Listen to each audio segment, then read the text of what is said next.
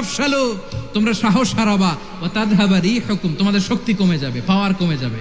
তাহলে আমরা যদি নিজেরা মারামারি করি, আমরা নিজেরা যদি বিচ্ছিন্নতায় লিপ্ত হই, আমরা যদি মতানৈক্য করি, তাহলে আমাদের শক্তি কমে যাবে, ঠিক কিনা? আমরা শক্তি কমাবো? আচ্ছা, ছোট্ট একটা বাঁশের কঞ্চি যদি আপনারা দেয়, পায়ের মধ্যে ধাক্কা দিয়ে ভাঙতে পারবেন না? এরকম বাঁশের কঞ্চি যদি 20টা একসাথে জোড়া লাগায় দেয়, ভাঙতে পারবেন? কথা বোঝে নাই মনে হয়। চিকন একটা বাঁশের কঞ্চি দিলে ভাঙা যাবে না?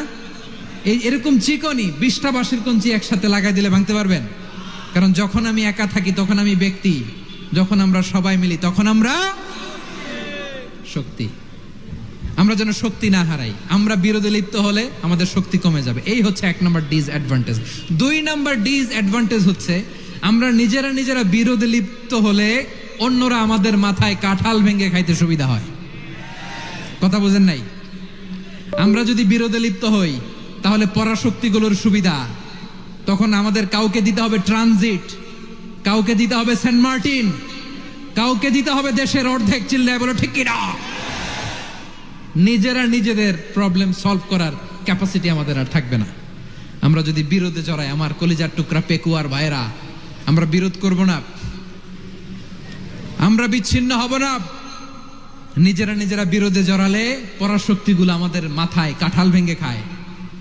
তখন ভারতের পিছনে দৌড়াতে দৌড়াতে, আমেরিকার পিছনে দৌড়াতে দৌড়াতে আমাদের জুতার তলা ক্ষয় হইয়া যাইবে।